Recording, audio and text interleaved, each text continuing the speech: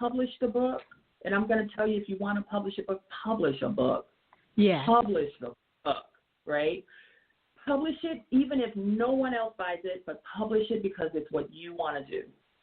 Mm-hmm. But write the story. Just write the story, even if it's 10,000 words. Write it down. Write it down and read it for yourself because that's what you want it to do. And I can almost guarantee you once you take that first step, just writing the story, you're going to want to take the next one. Yeah. But confidence will build, the confidence will grow. I mean, let's be honest. I've been writing since 2009, and every time I publish a book, I'm like, oh, my God, everyone's going to hate it. What? I can't believe you're thinking that way. Never. Yes, you are a fabulous writer. Absolutely fabulous. Now, I'm going to tell you something, Lee. I'm just going to piggyback on what you said because I know Lisa's got to ask her questions too. You said, take that step. And I'm so glad that you said take that step because sometimes you hear people say take that leap. And honestly, that's scary to me sometimes. I love that you said take that step. Many years ago, I read a book by Anne Lamott. And she's a brilliant writer, and she teaches writing. And I know we're talking a lot about writing, ladies, but she said she wrote this book called Bird by Bird. And it was a project, and she was telling her dad, she's a kid, I don't know how I'm going to get it done. And she had to catalog all these birds. And her dad told her, you do it bird by bird. Like, you don't think about all the birds you have to catalog. You do it bird by bird. And that always sticks in my head when I get anxious about something. Sierra, you do it bird by bird. You write a book word by word, sentence by sentence. You move forward step by step. And I'm so glad that you said that because even the tiniest step in the direction that you want to go can get you there if you keep making those steps. So awesome advice. Lisa, please. Absolutely. When you were talking about stopping the negative chatter, I absolutely love that. And I have a question as far as how to combat the negativity. Do you suggest that people use positive affirmations? I mean, is that a helpful tool? Or what else would you suggest? So absolutely, yes. Positive affirmations are so key because you want to change the narrative.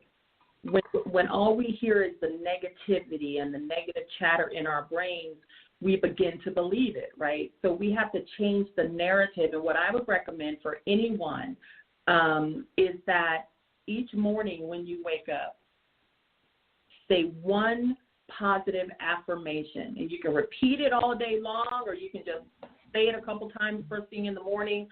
But start to change the narrative, and it should be a positive affirmation that is directly related to you, your personality, what you're trying to accomplish.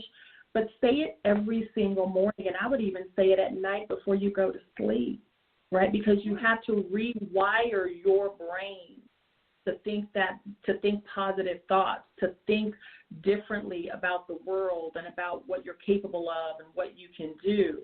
Right, and I'm going to make an offer to anyone who would like positive affirmations. I can send it to you, Sierra, and you, Lisa, but I have a list of 32 positive daily affirmations that, people can reach out to you or however they want to get those. You can provide that to them.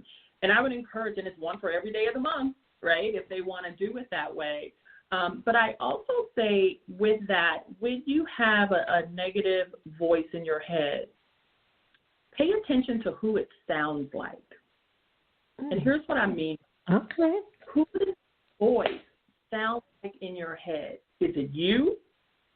Is it a parent? Is it a sibling? Is it a friend? I use that term loosely if there's a negative voice in your head.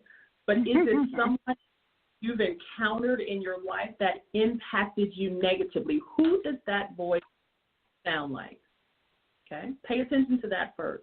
Now, if the voice sounds like you, if it's Lisa, if it's Sierra, if it's Lee, we hear our own voice, change that name.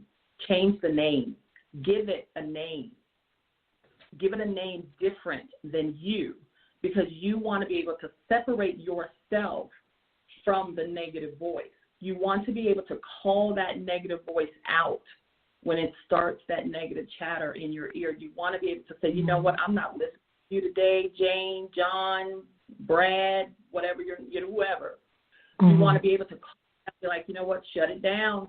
Shut it down. I'm not listening to you today. And you're not saying it to yourself, because you now renamed that negative voice. You're saying it to this negative person, this thing, this entity, right? And you're pushing it away from you so that it's not connected to you personally. So pay attention to that voice. And if it doesn't have a name of someone else, right? It doesn't have a name that you can say, you know what, I'm going to need you to chill out and not talk. If it sounds like you, if it's your voice, then you need to change it up, because it's harder to tell yourself to shut it down. You can tell someone else to shut it down. It's easy to tell someone else to shut it down, but it's hard to tell ourselves, because when we tell it to ourselves, we are more likely to believe it.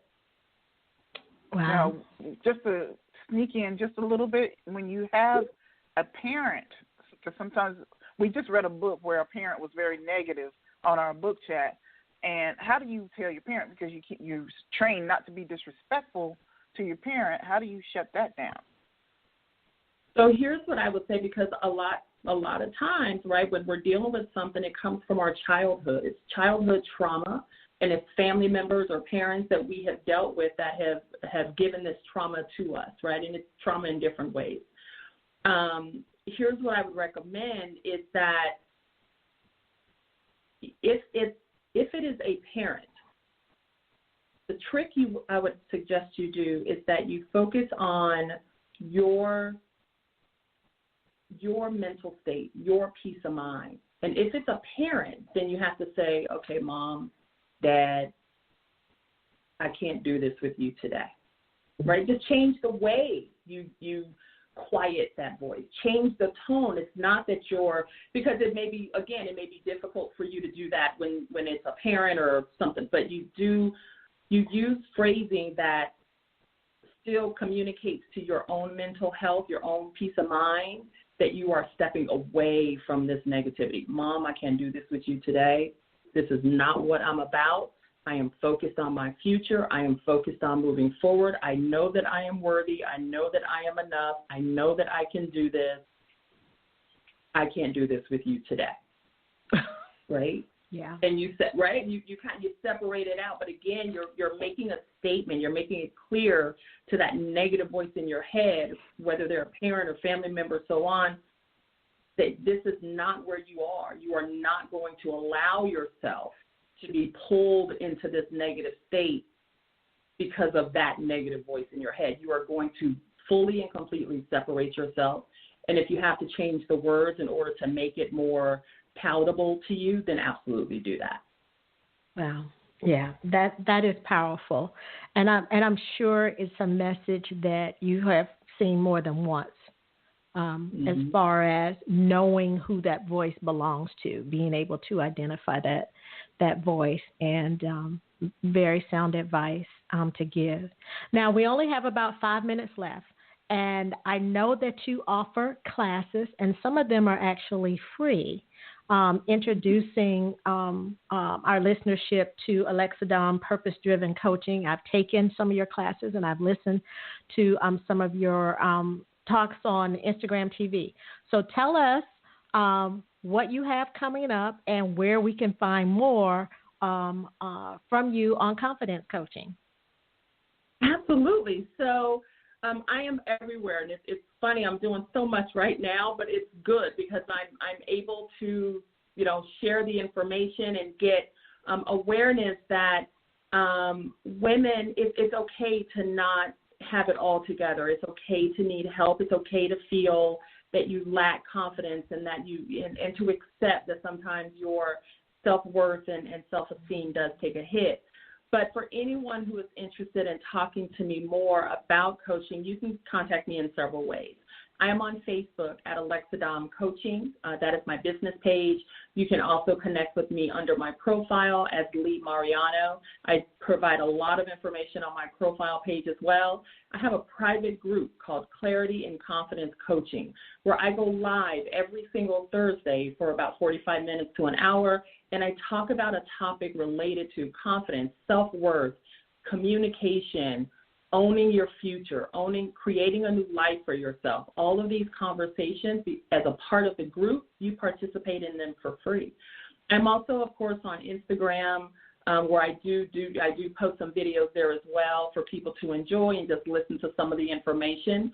And if you are part of my Clarity and Confidence Coaching group, or you subscribe to my newsletter, you are offered the opportunity to attend free monthly workshops with me, and they're usually 2 to 3 hours, and they're focused on a heavy topic, one where we work together. It is a workshop, not a lecture, but it's a workshop where we work together and we really identify what is holding you back, what is getting in the way of your confidence, what are the barriers to you living the life that you want, and I help you work through that. And, of course, if anyone is interested in talking to me one-on-one, you can set up a call with me, and it's a free 30-minute call where we talk about what is that big challenge that you're dealing with, and then I can let you know if it might be a good idea for us to work together to help you through that challenge. So there's many ways that I welcome any of the listeners to reach out to me and have further conversations. Wonderful. And I just see you growing by leaps and bounds. Like I said, I was on the call on Saturday, and I thought I had all these things answered in my head, but I got even more revelation when I had to write it down. So I was so happy that you walked us through it. And ladies, she actually gives you breaks. I know she said 2.5 hours, but we did take breaks, okay? Yes, we did. I played music. Yes, she did. She played music too, rump shaking music. So it was good. Right. All right, Lisa. The final question or comment? No. I'm good. Okay, wonderful. Yes. So we have about 3 minutes left, and Lee, you have a conference coming up this weekend with several other authors. Why don't you tell us about that event? So actually this week there's, yes, thank you for that reminder. So, you're welcome. So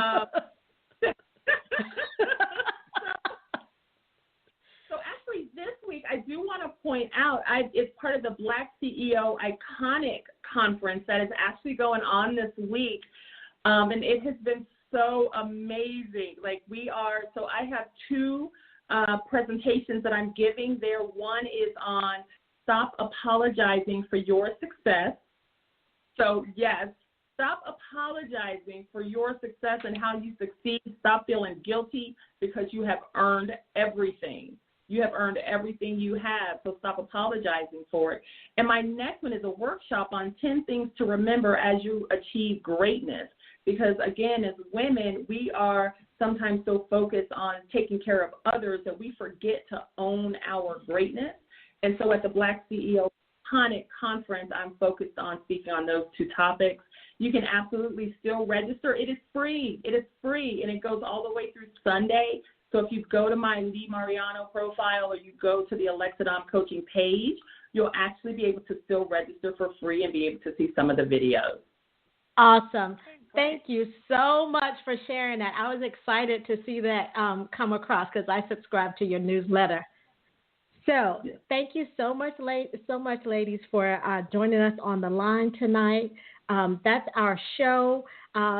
So until next week, we'll be back on March the 4th. Until then, be awesome, be amazing, be wow. Have a great night, everybody. Bye.